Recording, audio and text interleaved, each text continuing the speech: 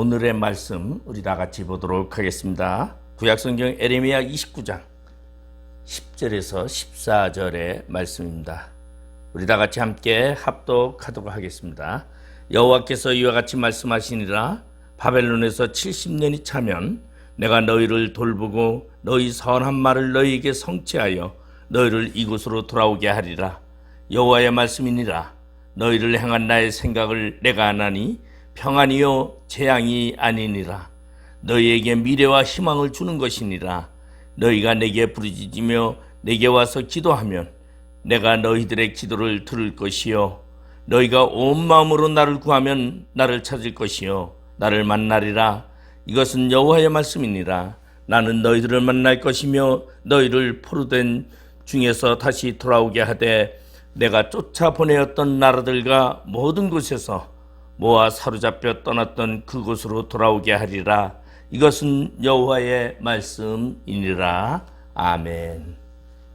네, 오늘 에레미야 29장 10절에서 14절의 말씀을 가지고 선한 말을 너에게 성취하리라는 하나님의 말씀을 제목으로 삼고 우리가 함께 은혜를 나누고자 합니다.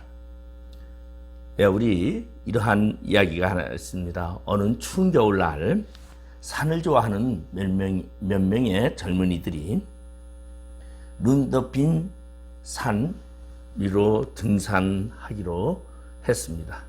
그래서 그들은 등산을 하는데 유감스럽게도 이 젊은이들이 산행하는 그 등산로에는 갑작스러운 기후변화로 눈보라가 몰아치게 됩니다. 결국은 그 눈보라로 인하여 길을 잃어버리고 그리고 날씨는 점점 추워지고 낮은 점점 어두워져 가고 있습니다. 그래서 이 등산하던 젊은이들이 서로 머리를 맞대어 의견을 나누기 시작합니다. 어떻게 할 것인가? 길이 있든 없든 간에 산 안으로 내려가야 된다. 그래서 산 아래 가서 우리가 마을을 찾아가야 된다고 생각하니 그들은 산 안으로 내려가기를 시작을 합니다. 그런데 그들이 가고자 하는 그곳에는 길도 없어서 내려가는 게 결코 쉽지는 않았습니다. 결국은 그들은 지치고 허기지고 그리고 그들의 생각 속에는 점점 두려움이 다가오기 시작을 합니다. 죽음이라는 시간이 자신들에게 몰려온다고 생각한 그들은 공포감을 느낄 수밖에 없었습니다. 그런데 한참이나 헤매던 그 젊은이들은 다행스럽게도 그 산속에 사는 한 사나이를 만나게 됩니다. 너무나 그들은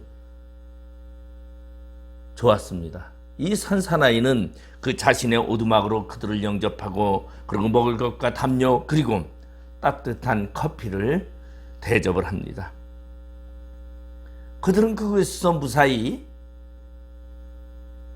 여정을 풀고 그리고 다음날 그들은 그 오두막을 떠나서 그들은 이제 산을 무사히 내려올 수 있게 되었습니다. 그때 그 산사나이가 이 젊은이들에게 한 말이 있습니다. 그리고 그들에게 말하기를 당신들이 앞으로 산을 오를 때에는 이 말을 꼭 기억하십시오 하면서 한 말인데 산에서 길을 잃어버리면 보통 사람들은 얼른 산으로 아래로 내려가 마을을 찾겠다고 생각하고 무턱대고 산 밑으로 내려가는데 그것은 사는 길이 아니라 죽는 길이다라는 얘기입니다. 큰 산일수록 길을 잃어버리면 오히려 산 위로 올라가는 것이 사는 길이라는 것입니다. 그래서 산 위로 올라가 그래서 현재 위치를 파악하고 그리고 산 밑을 내려다보고 어디가 마을이 있고 어디가 길이 있고 어디가 무엇이 있는지 방향을 설정한 다음에 그 방향을 목적을 가지고 그리고 내려가야만 살 수 있다라는 것입니다. 방향을 정하지 아니하고 목적을 정하지 아니하고 무턱대고 내려갔다가는 결국은 인가도 없는 그러한 산속에서 헤매다가 죽게 될 수밖에 없다는 것입니다.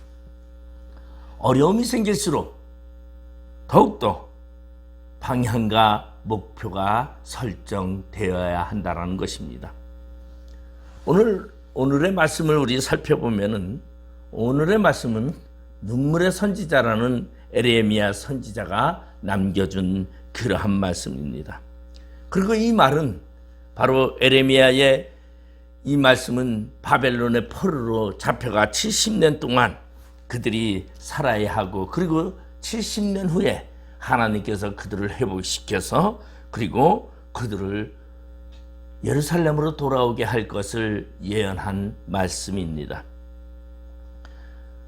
이스라엘이라는 나라가 여러분 망해가는 데 있어서 3번의 포로로 잡혀가는 그러한 어려움을 겪게 됩니다. 우리 첫 번째 보면 1차 포로 때는 말 그대로 다니엘과 왕족들과 그들이 바벨론의 포로로 잡혀가게 됩니다. 그리고 2차 포로 때에는 에스겔과 이러한 여호야긴이라는, 그리고 이러한 자들이 잡혀가게 되죠. 그리고 3차 포로에서는 유다의 시드기야라는 유다의 마지막 왕이나 이러한 마지막 이스라엘 백성들이 잡혀가게 됩니다.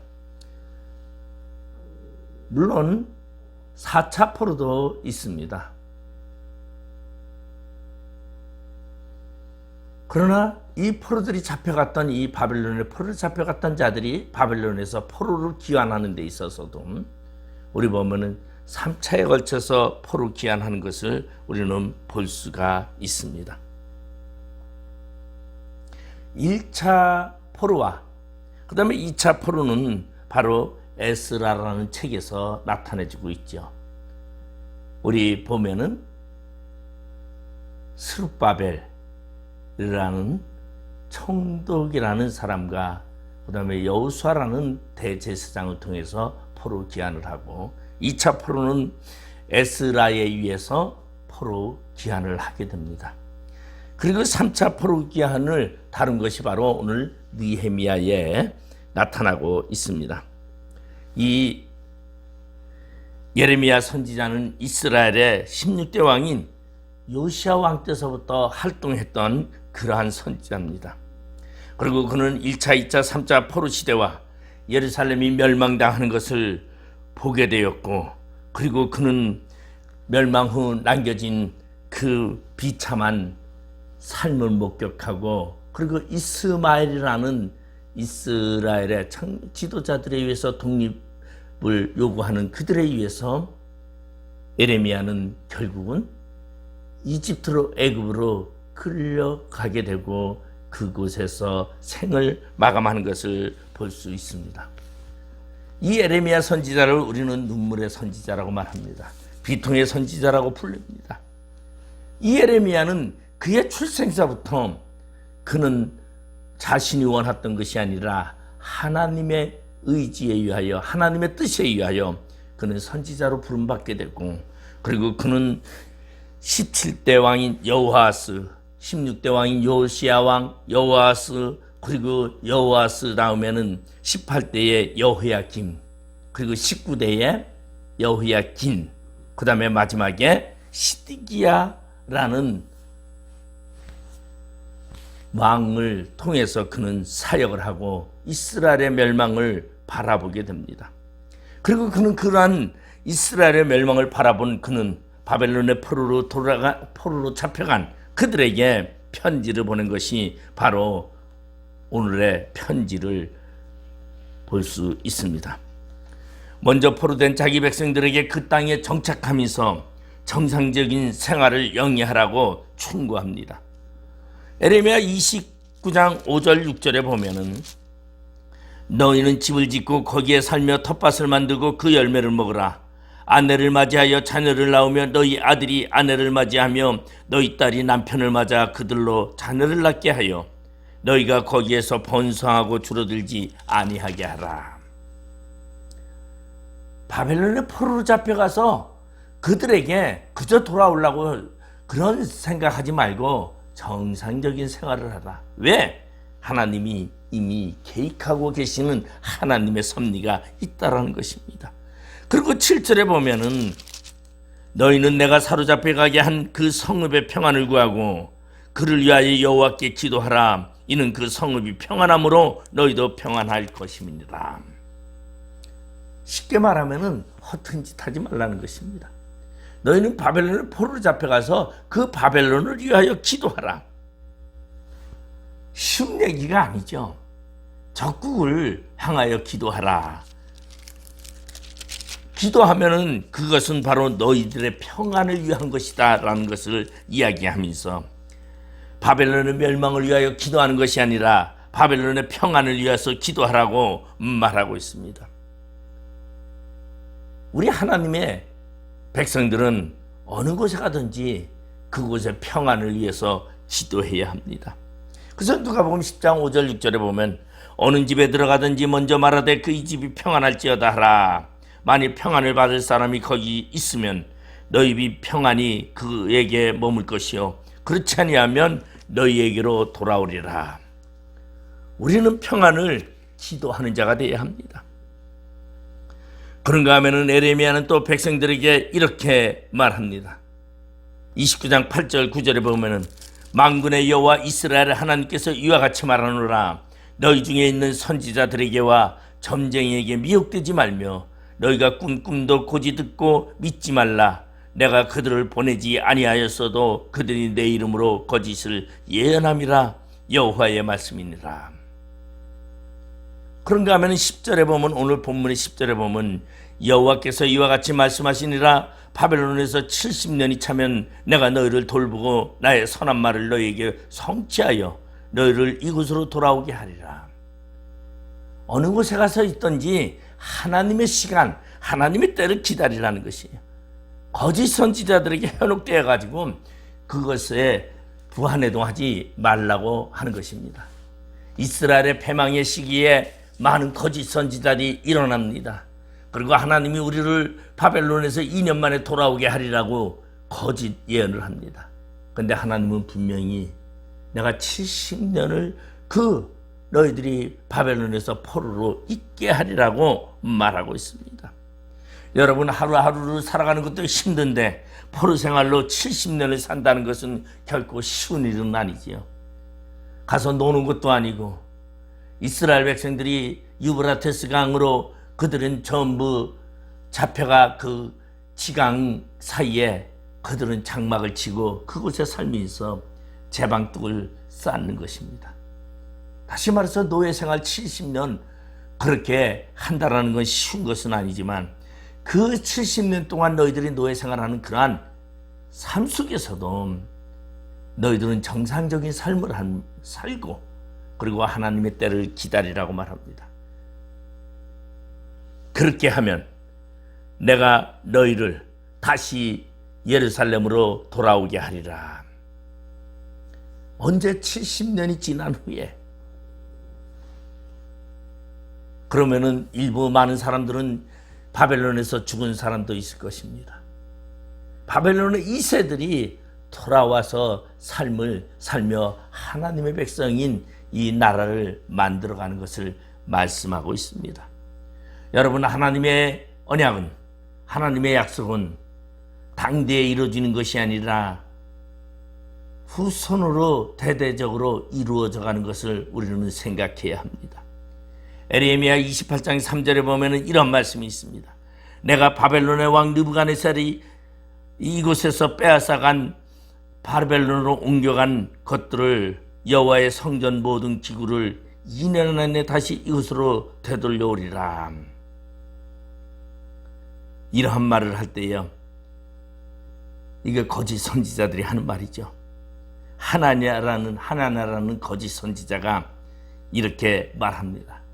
많은 사람들은 이런 말을 듣고 좋아합니다. 그럼 그렇지 우리 하나님이.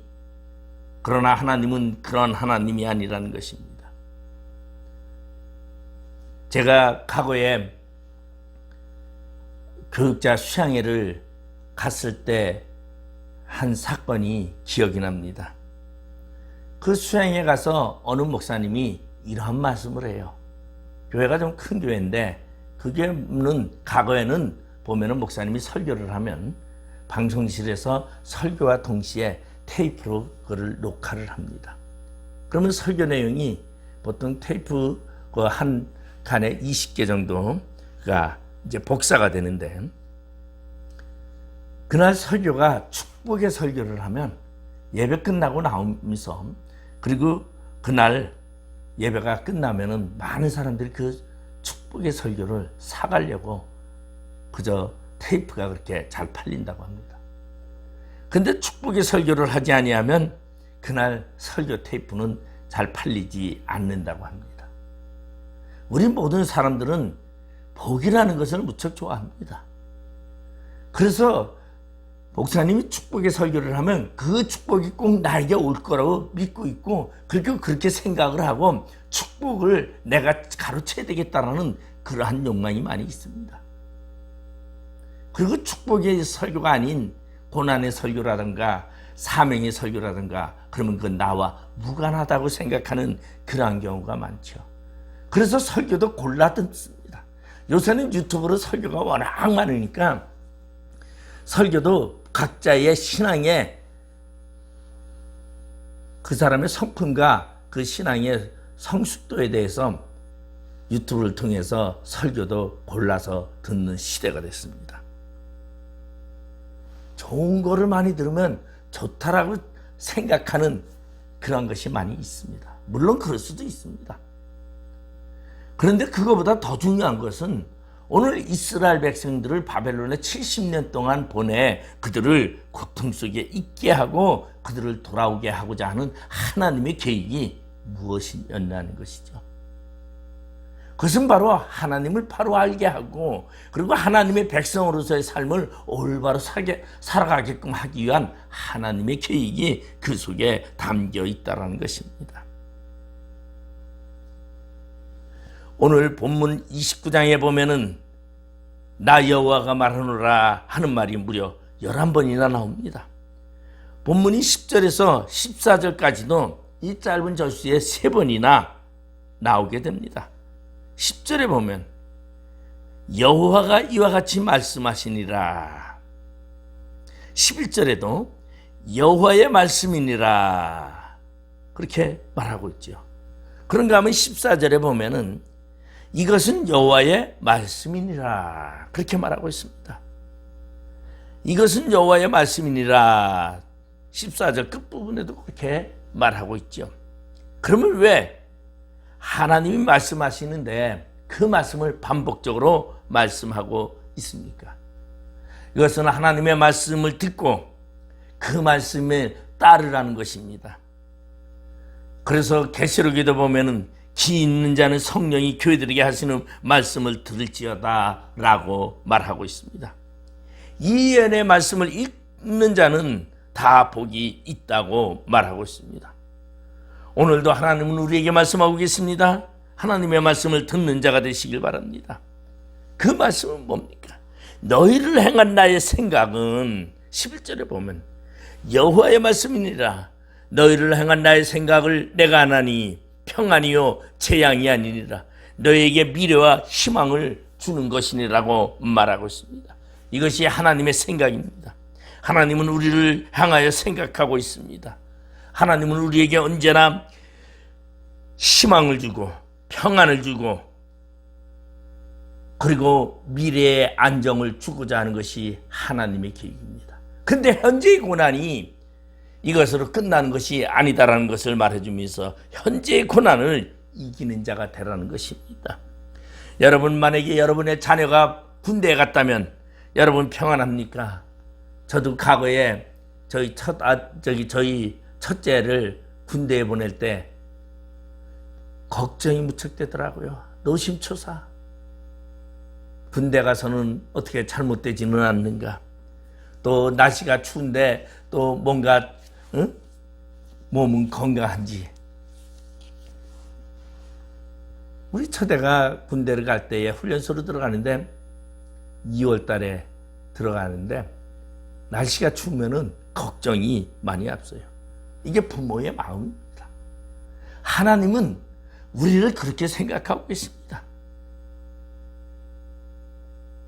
그래서 뭐라고까지 말하냐면은 젖먹이 아이를 어미가 잃어버릴 수는 없지만 어미가 자기의 아기를 잊어버린다 할지라도 나는 너희를 잊어버리지 아니하노라. 그렇게 하나님은 우리를 기억하고 계시고 우리를 놓고 생각하고 염려하고 있다는 것입니다. 그러면 하나님이 우리에게 주시고자 하는 것이 뭡니까? 오늘 본문 보니까 내가 하나니 평안이요 재앙이 아닙니다. 바벨론의 포로로 70년 동안 잡혀가게 했던 것이 재앙이 아니라는 것이 뭐를 주기 위해서? 평안을 주기 위해서 이스라엘 백성들을 포로 속에 그들이 안담한 현실 속에서 희망이 없는 것 같고 그리고 생활 속에서 그들이 고난이 있는 것만 같지만 하나님의 참된 평안을 주기 위한 가정이라는 것입니다. 여러분 70년의 기다림은 후에 평안과 미래의 희망을 주시려는 하나님의 뜨거운 사랑의 표현이라는 것입니다. 재앙이 아니다라는 거죠. 이복은 1000대까지 자손 3, 4대까지 1000대까지 이르게 한다는 것이죠. 하나님은 재앙을 3, 4대까지 이르게 하시지만 복은 1000대에 이르게 하시는 분이라는 것이. 그러면 이 70년의 이 징계는 무엇을 하나님의 계획 속에서 연단을 통하여 정금한 금과 같이 내가 너희를 거룩하게 하기 위한 하나님의 그 계획이라는 것이. 하나님은 분명히 나 하나님의 생각이라고 말하고 있습니다. 우리가 잘못했다고 하나님이 우리에게 재앙을 원하는 것이 아니다라는 것이에요. 우리가 잘못한 일이 있어도 하나님은 우리에게 평안을 갖기를 바라고 계십니다. 여러분 예수님도 부활하신 후에 제자들에게 처음 나타나서 평안하뇨라고 말하고 있습니다. 요한복음 14장 27절에 보면 평안을 너희에게 끼치노니 곧 나의 평안을 너희에게 주노라. 내가 너희에게 주는 것은 세상이 주는 것 같지 아니하리라고 말하고 있습니다. 우리를 향한 하나님의 생각은 평안이라는 것입니다. 권력이 아니요 물질이 아니요 명예가 아니요 평안이라는 것입니다. 왜? 평안이 없는 축복은 축복이 아니기 때문입니다. 세상을 다 가지고 재물을 다 가져도 평안이 없다면 그것은 결코 복이 될 수 없다는 것입니다. 여러분 재물을 많이 가진 부잣집의 담장을 보면은 담장이 높습니다. 그리고 그 담장 꼭대기에는 새창살이나 병조각을 꽂아 놓는 경우를 우리는 많이 봅니다. 왜? 도둑의 두려움 때문에 그렇죠. 그러나 가난한 사람은 가져갈 것이 없으니까 울타리도 없는 것을 볼 수 있습니다. 이것이 사람의 심리라는 것이에요. 하나님이 우리에게 주시는 이 고난, 이 역경, 힘듦, 이건 다 우리에게 주시기 위한 평안을 주시기 위한 하나님의 계획 속에서 있는 것입니다. 우리는 그것을 감사함으로 견뎌야 하고 그것을 감사함으로 우리는 그 모든 시련을 이겨야 한다는 것입니다. 그런가 하면 하나님은 우리에게 미래와 희망을 준다고 말씀하고 있습니다. 너희에게 미래와 희망을 주는 것입니다. 여러분, 여러분의 미래가 보장되어 있습니까? 여러분, 여러분의 미래에 희망이 있습니까? 하나님은 우리의 미래를 지켜주시고 우리의 미래에 희망을 주시는 분이라는 것입니다. 우리가 이 땅에서 누려야 할 축복이 평안이라면 앞으로 누려야 할 것은 복이라는 것이죠. 미래에 희망이 있어야 합니다. 미래에 희망이 있는 사람은, 소망을 가진 자는 어떠한 한란과 역경과 어려움이 있다 할지라도 그거를 견딜 수 있습니다. 근데 미래가 없는 사람은 암담하고 힘든 것뿐입니다. 여러분, 나그네가 여행을 할 때 여행을 즐거워하잖아요. 우리 모두 여행을 즐거워합니다. 근데 여행이라는 것은 돌아올 집이 있을 때의 그 여행은 즐겁습니다. 그러나 만약에 돌아갈 집이 없다면 그 여행은 괴로움이 될 것입니다. 언젠가 고국으로 돌아오게 하시는 하나님의 계획이 오늘 있습니다. 예루살렘에서 라는 곳, 내가 너희를 그곳으로 바벨론의 포로로 잡혀와서 제방뚝을 쌓고 노동을 하지만은 70년 후에 내가 너희를 예루살렘으로 돌아가게 해 그곳에서 너희에게 복을 주겠다고 하는 이 희망의 말씀이 있기에 하나님의 은혜로 견딜 수 있다는 것입니다. 여러분, 제가 찬양 중에 보면은 은혜라는 찬양이 있습니다. 그리고 또한 나의 한숨을 바꾸셨네라는 그러한 찬양이 있습니다. 이 찬양은 마커스라는 찬양단이 있는데 그 찬양단의 인도자가 소진영 씨입니다. 이분이 앨범을 내는데 그 타이틀곡이 바로 나의 한숨을 바꾸셨네입니다. 그 가사를 보면 나의 한숨을 바꾸셨네, 주를 향한 노래로, 소망의 노래로 나의 눈물을 거두신 주 예수의 이름 안에 살게 하소서라는 그러한 가사입니다. 이 곡을 쓰게 된 소진영 씨는 자신의 인생의 간증이라고 말할 수 있는 그러한 내용입니다. 이분은 24살의 나이에 만성 골수성 백혈병 진단을 받았다고 합니다. 그리고 장기간 동안 표적 항암제를 먹으며 치료를 받았고 주기적으로 병원에 다녀야만 했다고 합니다. 굉장히 힘든 상태였습니다. 그리고 결혼한 후에 출산을 위해서는 표적 항암제를 끊었다고 합니다. 약을 먹지 않으면 재발 확률이 60%나 됐지만 아이를 낳고 싶어서 끊고, 그리고 간절한 마음으로 그 아이를 하나 낳게 됩니다. 2016년에 목숨을 걸고 낳은 아이가 한쪽 귀에 청력 수치가 문제가 있어서 한 달 뒤에 재검을 받아야 된다라는 통보를 받고 그는 한 달 동안 하나님께 기도했다고 합니다. 정상적인 아이로 만들어 달라고 울면서 기도했다고 합니다. 그리고서는 하나님이 나의 기도를 들으신 것을 응답으로 받은 후에 그는 이 가사를 쓰고 이 곡을 찬양했다고 합니다. 나의 한숨을 바꾸셨네, 주를 향한 노래로, 소망의 노래로 나의 눈물을 거두신 주 예수 이름 안에 살게 하소서. 한숨을 소망으로, 눈물을 예수 이름으로 바꾸어 주시는 분이 바로 우리 주님이시나 것입니다. 재앙을 평안으로, 절망을 소망으로 바꾸어 주시는 분, 그분이 바로 우리 하나님입니다. 이 하나님이 바로 우리의 하나님이라는 것입니다. 여러분, 우리는 이 하나님을 통하여 우리에게 주시고자 하는 평안과 미래의 희망을 가지고 여러분 승리하며 살아가는 하나님의 거룩한 성도가 되시기를 주님의 이름으로 축원드리겠습니다. 기도하시겠습니다. 아버지 하나님, 은혜를 감사드립니다. 현재의 나의 삶이, 현재의 나의 여건이, 나의 주변의 조건들이 좋지 않다 할지라도 하나님을 향한 나의 계획, 하나님의 계획을 발견하고 하나님께 감사하며 살아가는 저희들 되게 하여 주시옵소서. 나를 향한 하나님의 뜻을 밝히 알고 그 하나님을 찬양하며 예배하며 나가는 저희 모두가 되게 하여 주시옵소서. 예수님의 이름으로 기도드리옵나이다. 아멘.